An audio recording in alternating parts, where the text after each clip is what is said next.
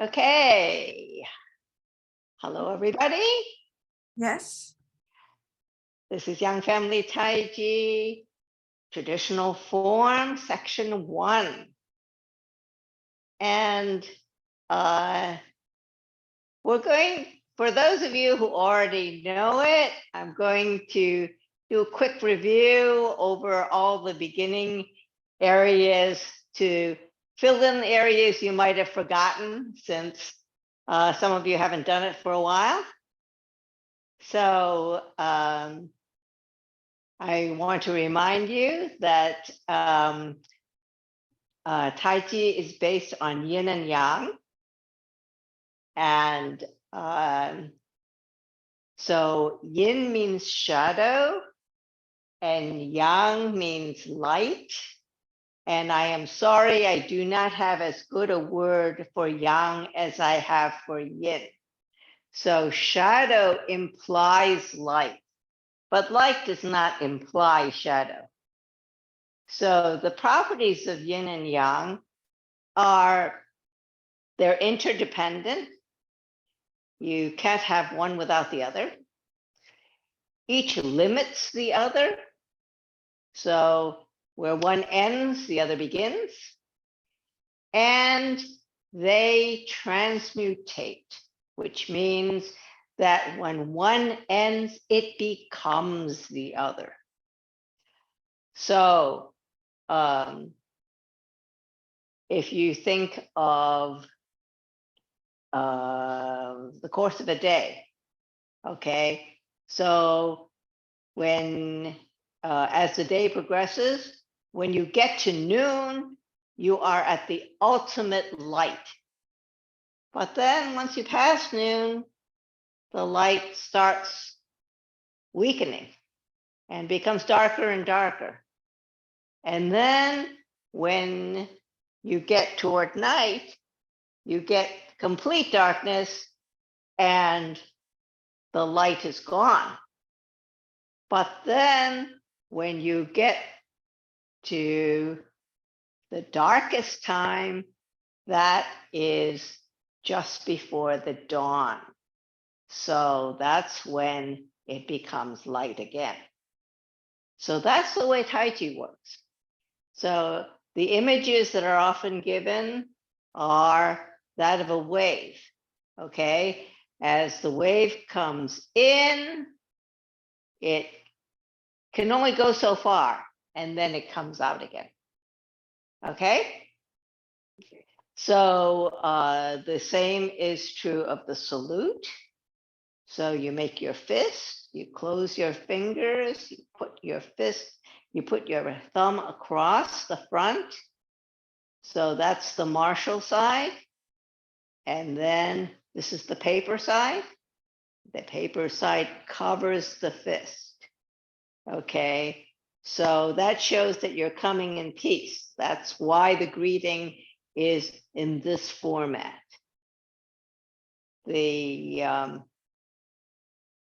other thing is that I want you to think of yin and yang also in terms of empty and full.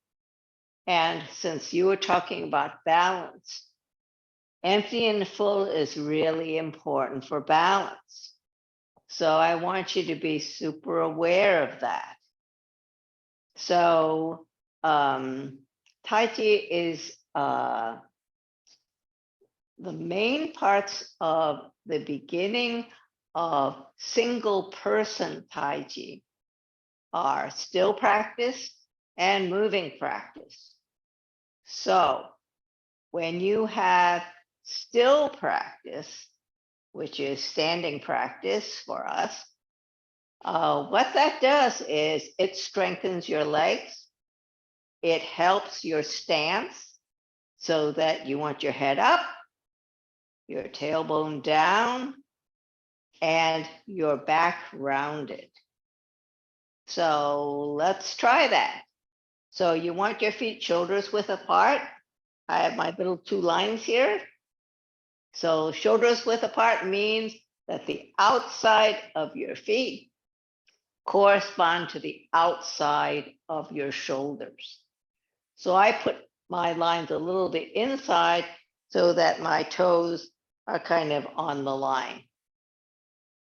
And when you stand, the important things about standing are you want your head up. You want to put your hips down, okay? You want your hips down so that your back can be straight.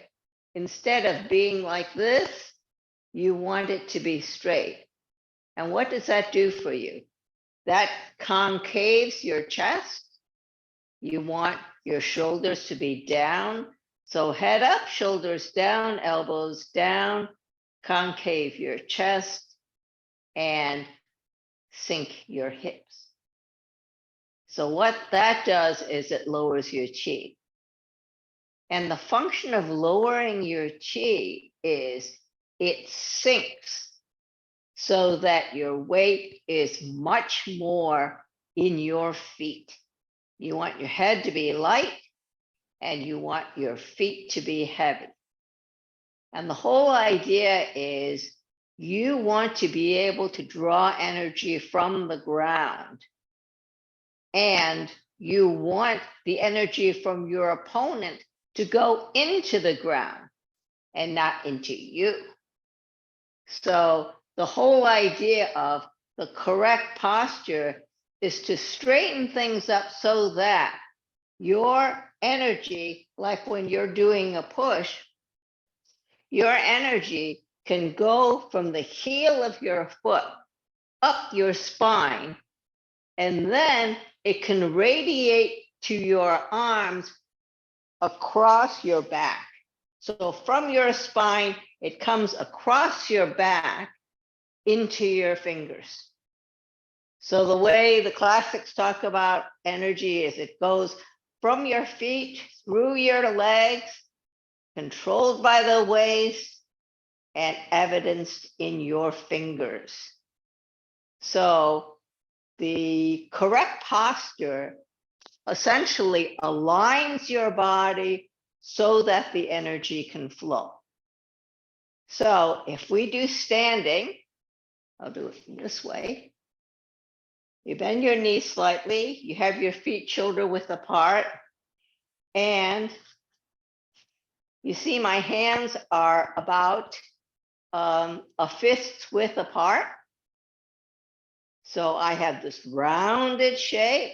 I'm extended, rounded, and I should be able to feel the energy going from my spine to my fingertips.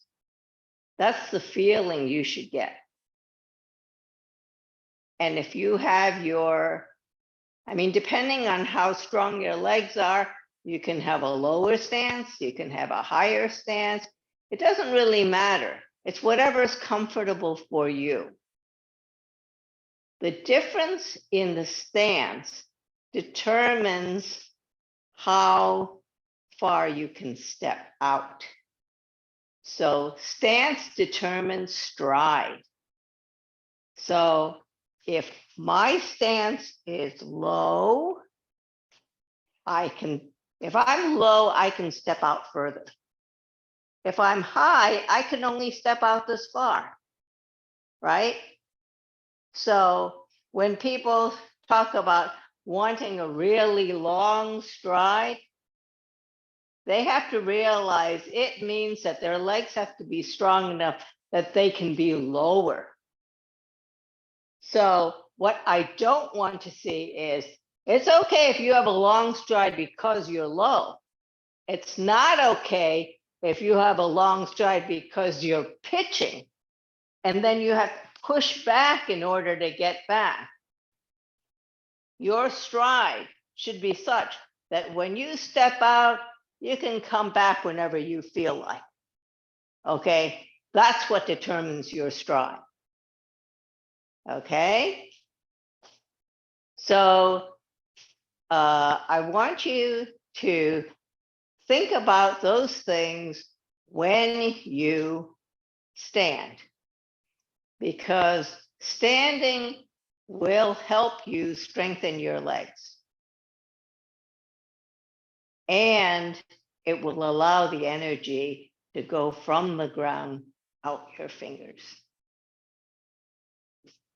Okay? So the first movement in the traditional form is prepare. And standing practice helps you prepare, because standing practice trains you in relaxation. Relaxation for Taiji means having all your tendons and fascia connected, extended, so that you are ready to move. Okay? So think about, as you're standing, extending. You see this circle that I have? I want that circle across your back and out your fingers. Okay, so keep that really rounded shape, and make sure that your toes are forward, not sticking out or in. Okay, you want them to be forward, and your knees must line up with your toes. So don't have your knees in or out. Okay. Most people don't have a problem getting their knees out, because usually their hips are too tight to allow their knees to go out. So usually the big problem is having your knees come in. And that makes it, that is really bad for your knees, let's face it. So don't do that. Okay. So let's stand for maybe 15 more seconds. And I'd like you to try to practice doing this every day, even if it's do like a minute a day, and then add another minute and another minute. And pretty soon you'll be able to find that you have much, much stronger legs. Okay? So let's stand up. Hi, Rima. So let's think about prepare, which is pretty much what we just did. Prepare is having your feet shoulders width apart, toes forward. You want your head up, your hips down, and your middle finger on the seam of your pants. Okay, so think about stretching. Think about having a long neck. And the first move is going to be opening. And opening, you turn your arms so that the palms are facing back. And you come up to shoulder level, and then you press down. Think of pressing down on a beach ball. And you come down almost to the bottom.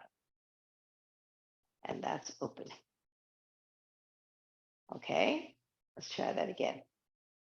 You start, prepare, head up, hips down, hands by your side, opening. Turn your arms so their hands face back, come up to shoulder level, and then press down so that you're almost to the bottom. So I'm going to show it to you sideways. Okay, turn, come up to shoulder level, press down, so you're almost to the bottom. Now you notice that I actually don't bend my elbows much. It is not this. It is this.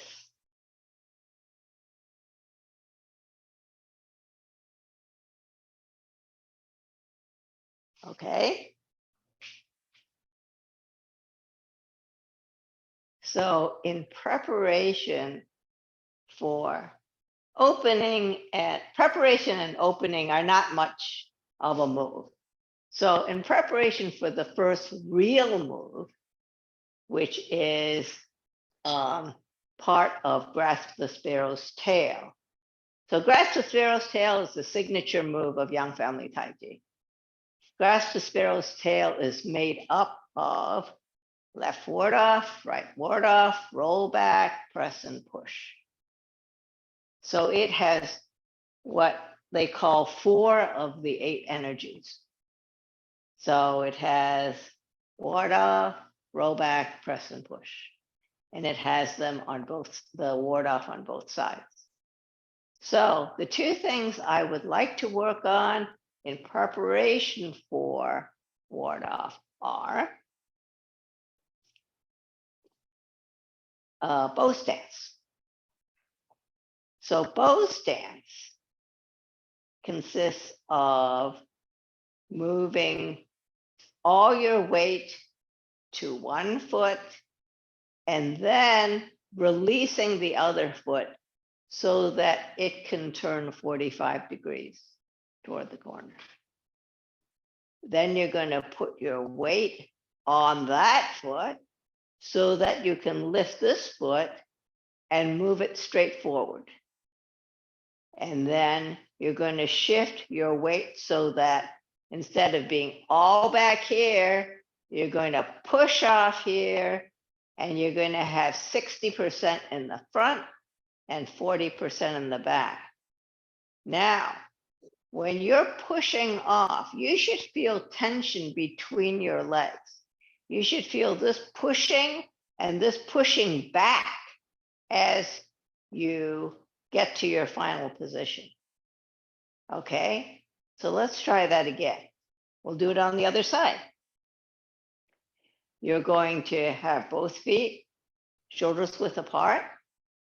You're going to shift all your weight to one side. You're going to turn the other foot so that it's 45 degrees.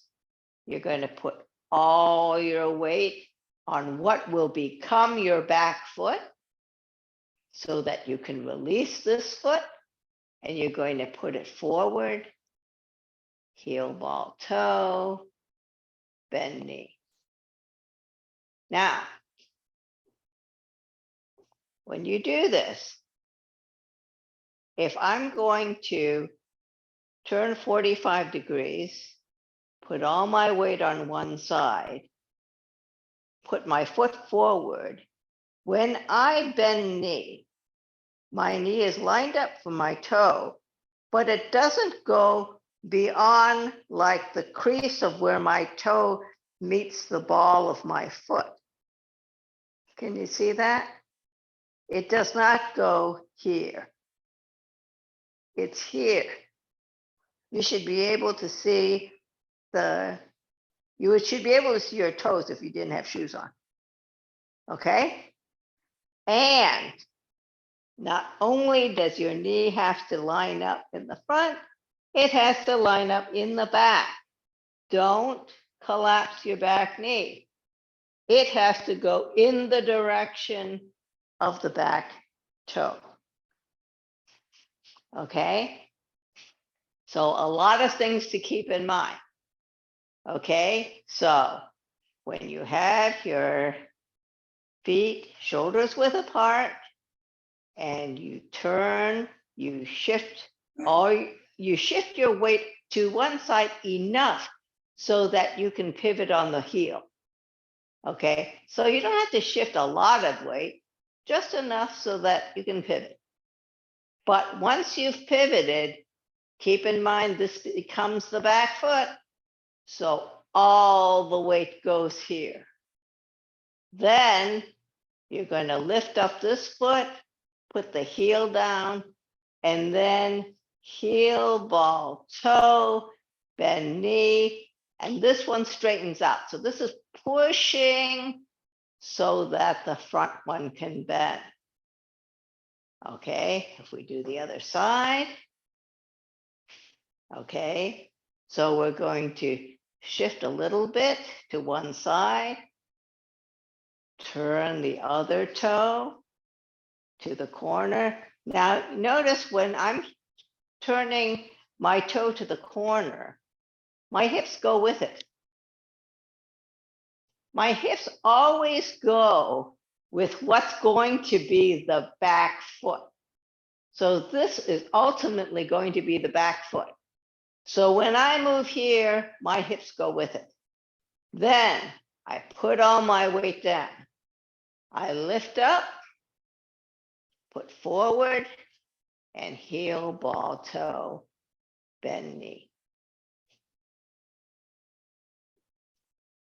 Now, generally speaking, if you are doing a bow stance like in series, let's say I'm back here and I shift and I'm doing a bow stance.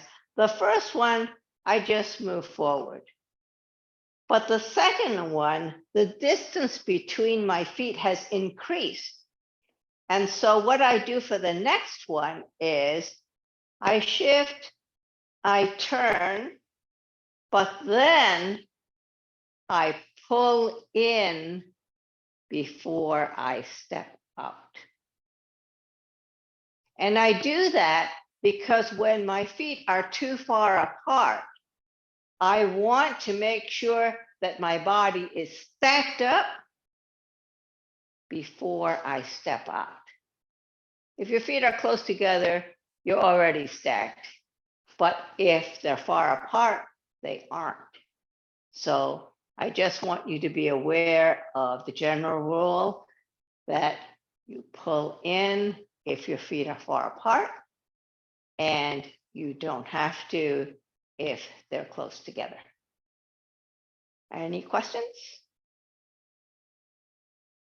Okay. So let's do that a few more times. Okay.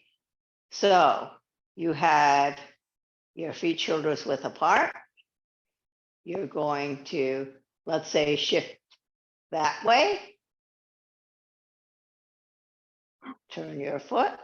So your whole body is turning. All the weight on this side. Lift up your foot. Heel, ball, toe, bend knee.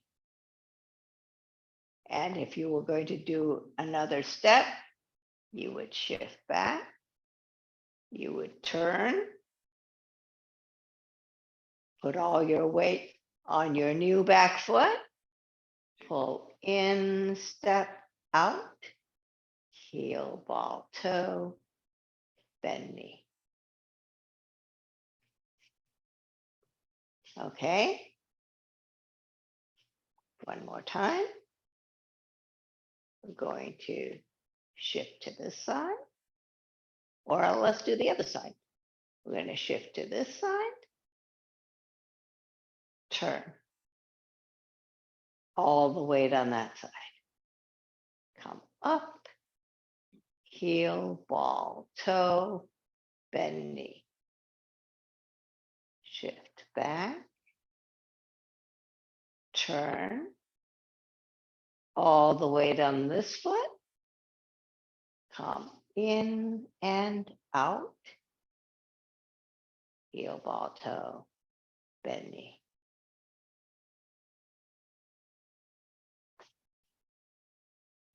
May I ask a question? Yes. Oh, I realize the speaker is bad. Take a class, Mary. Come on, take a class. Is it, can you hear me okay? Yeah, I can hear you. So here, let me actually unmute so I can. Okay, I am finding in the very first foot move, I don't think you'll be able to hear me if I step back, but when I go to turn my foot, that this foot ends up forward unless I deliberately rock backwards so that I'm only on the heel. But otherwise, I'm ending up somehow, I look down and my heels aren't in the same, are not next to each other. Well, are you pivoting only on the back of your heel? Well, I was trying to, but every time I looked down, that foot was somewhat forward. So then I started rocking back, but I don't think you were doing that. I started. No, I don't do that. So what I do is I shift my weight to one side, and then when I turn this heel, I'm actually only on the very edge of that heel. Oh, So the very edge of that heel stays down, and it should be in the same position, right? oh, so essentially you are rocking back on the unweighted foot. You're sort of like, I actually have no weight on the unweighted foot.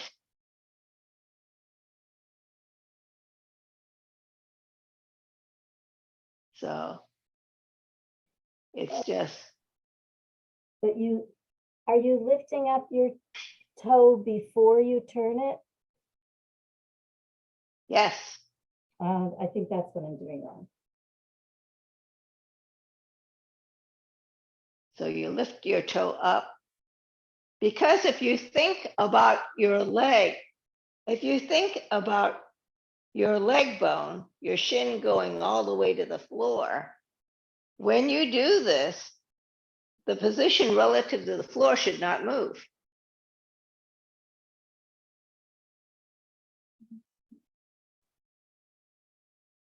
Oh, See, because the edge of your heel stays on the floor the whole time, yeah, but it only, should not move. yeah.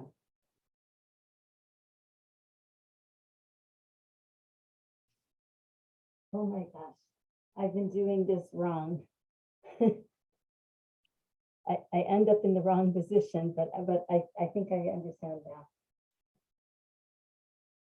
Like that. Yeah. Your edges are still lined up with each other Now they when are. you finish.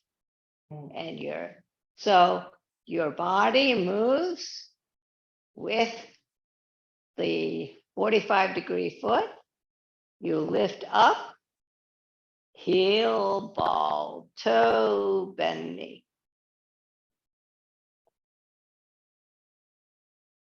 And you should feel quite stable. You should be 60% in the front and 40% in the back.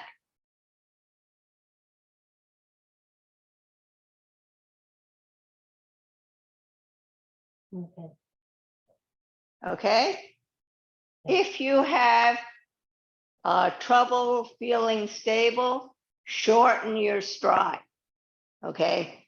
So what happens here is, instead of going out here, go here. You see what I'm saying?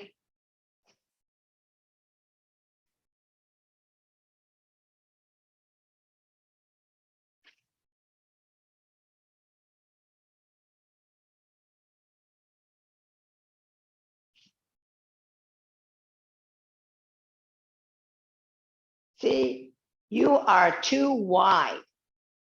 That's part of your problem.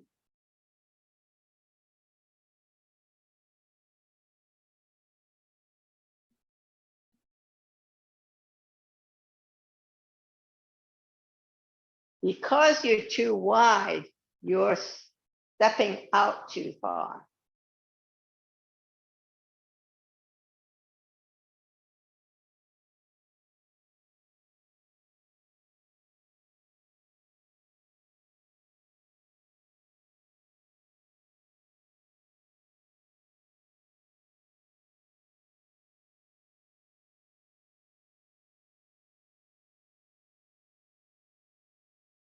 See, you should not have trouble with your balance.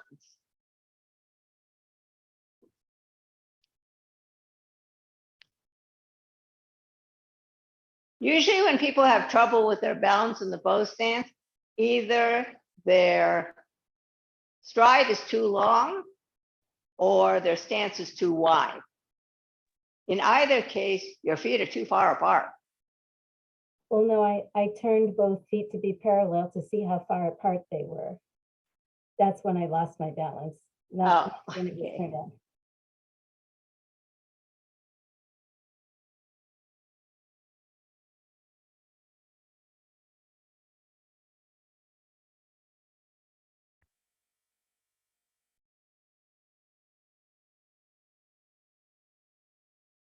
Does that feel any better?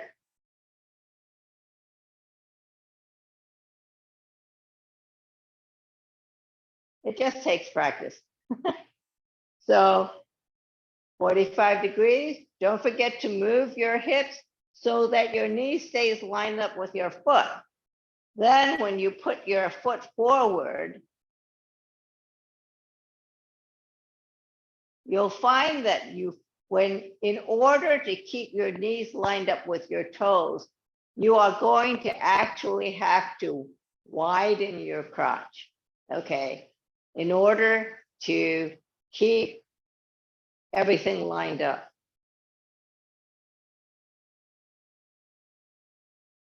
So you may have to think about doing exercises to help that. And one of the ways you can do that is, let's say you stand with your feet each 45 degrees and just move your knee in front of that toe. Then move your knee in front of that toe. And that will widen up your crotch.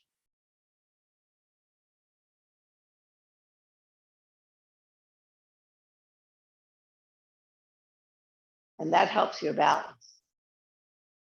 Okay?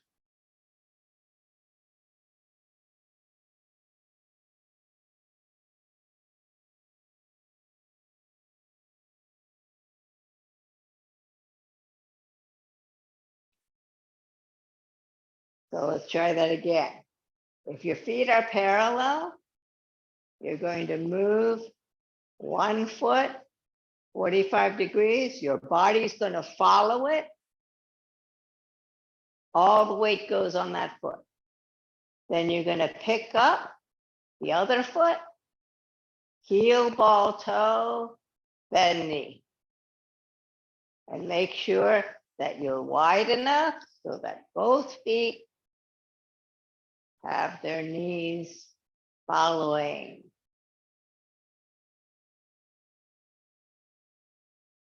Okay? Then you shift back, you move. Your hips are going that way. Pull in, come out. Heel, ball, toe, bend knee.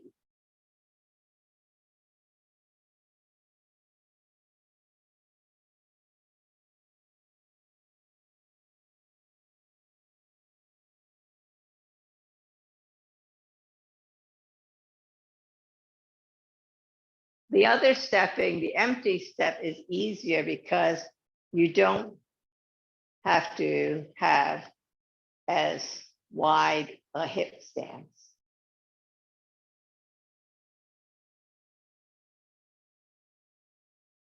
So if you start here, you turn, follow the foot. Pull up, step.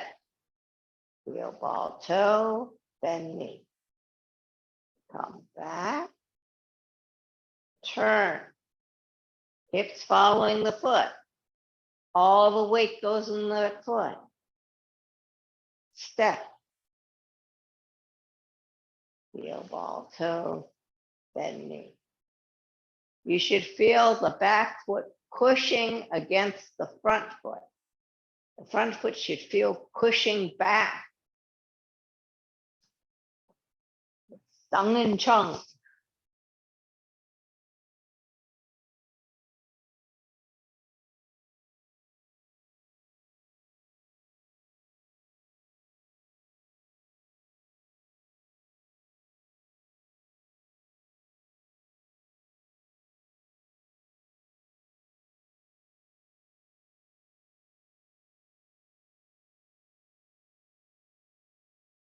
So remember that you have to separate empty and full. So you shift weight on one side to release the other side. You turn on the heel, and then all the weight goes on this foot so that you can take this foot up, step, heel, ball, toe, bend knee. Then as you come back, you turn the other foot. All the weight goes on that foot. Heel, ball, toe, bend knee.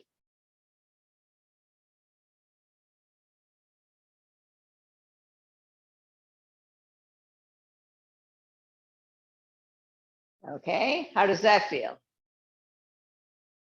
Hopefully better.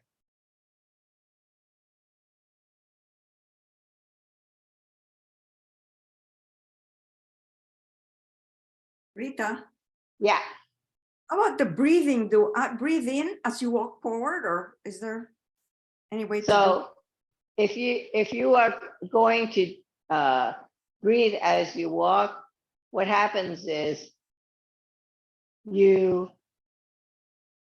when you exhale as you go forward. do? Okay.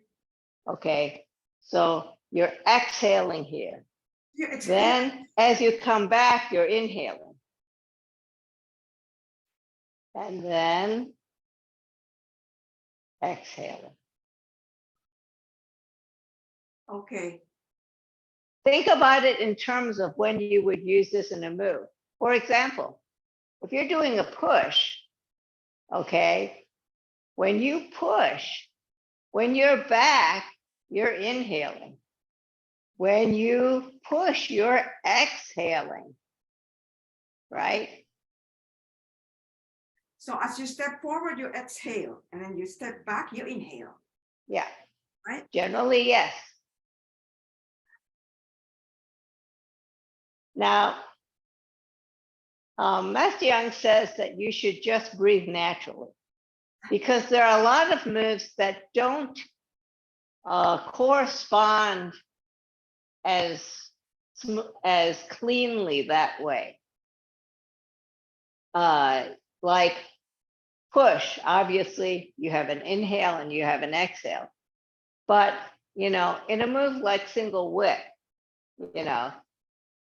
it's not as clear when that would have two breaths, so it's not as clear in terms of backward and forward relative to the inhale and exhale. Just breathe naturally. Yeah, I try not to forget to breathe, though. Yeah. If you're concentrating on things, it's easy to forget to breathe. This is true. Okay. So there's one more exercise I'd like to do in preparation for left ward up, and that is hands. Okay. I'd like to talk about circling your hands. So what I'd like you to think about is when you have your hands here, I want you, can you see? I want this circle here. So I want your hands to be pretty far out. Okay. And then I want you, so you have one hand up, one hand down. The down hand is facing back. The up hand is facing forward. And then as you circle, they change places. So they're kind of parallel to each other. The upper hand is like at shoulder level, and the lower hand is underneath the elbow of the upper hand. Okay, so as you open,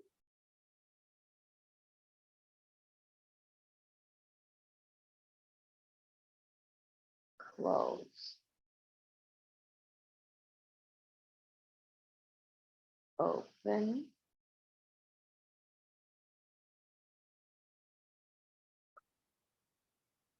close, open,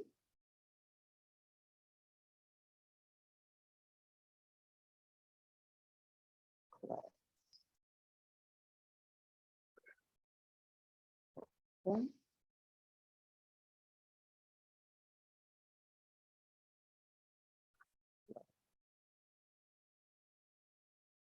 So remember not to get your hands too close to your body. Stay open, okay? So you're open,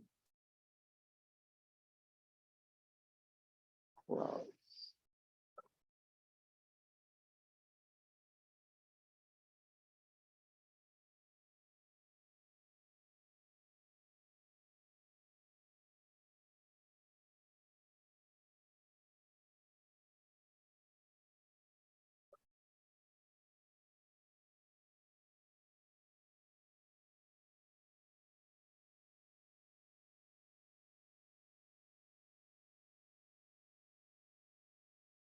So your hands are kind of diagonal across your body when you're in the closed position.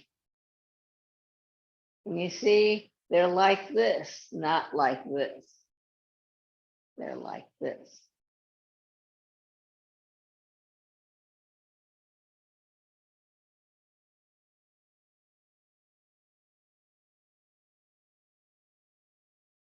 Open and close. Open and close.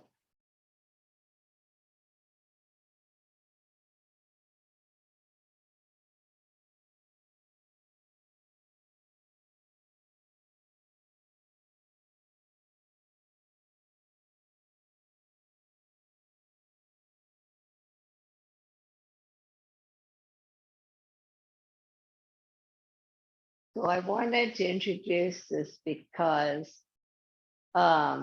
actually left ward off I consider to be one of the more difficult moves. And it's unfortunate that it's one of the first moves. So we're going to do a few pieces of it. Okay. Open. Close. Open. Close. And you'll find that you use this in bits of this in a lot of places. Because if you think about it, when you're opening, look at this hand. When I'm opening and I turn back and close, that is the movement you're going to use in cloud hands. So the palm out at the top and the palm back at the bottom.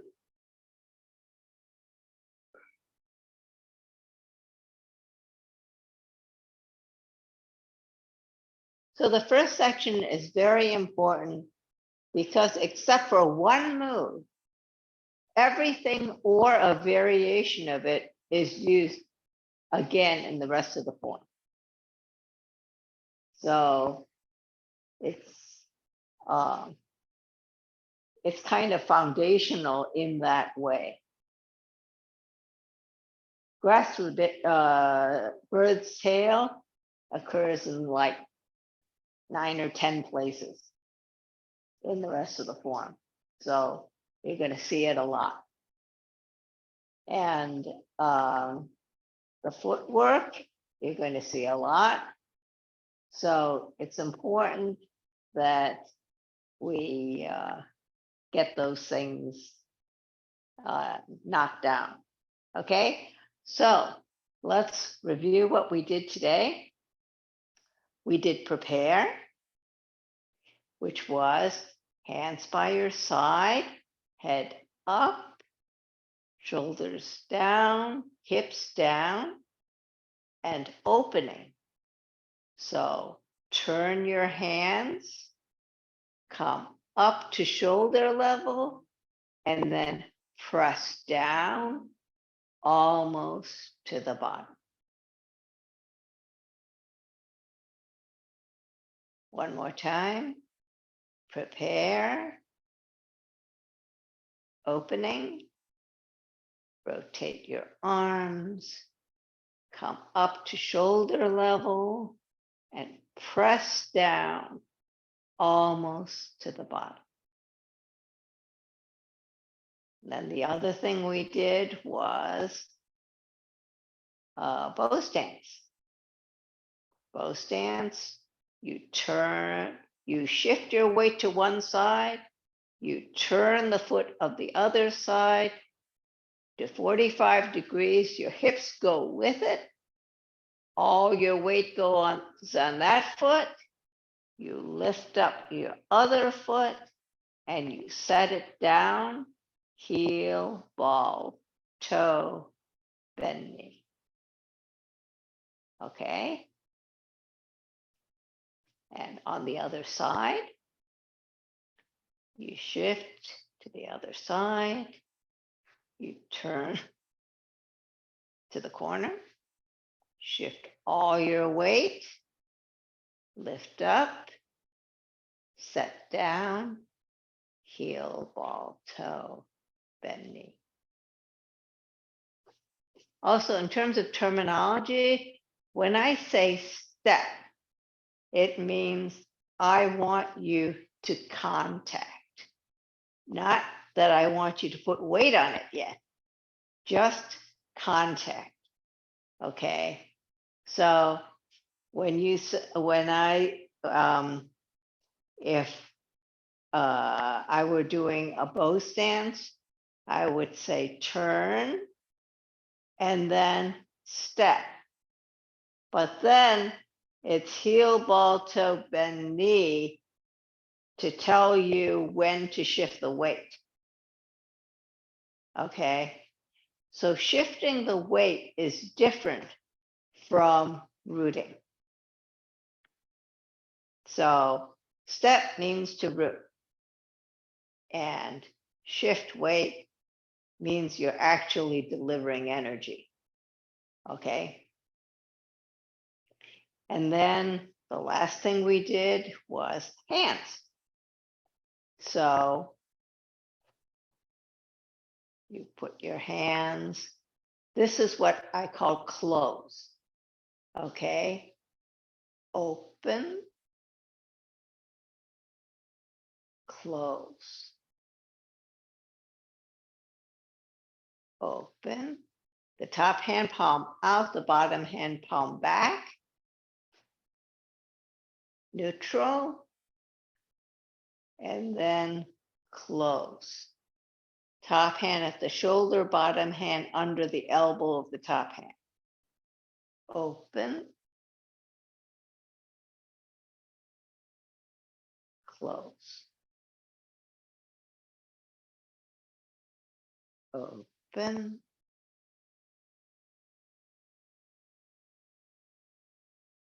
close.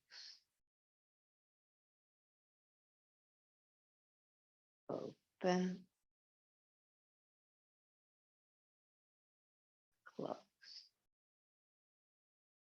And we can't forget the most important part, which is standing.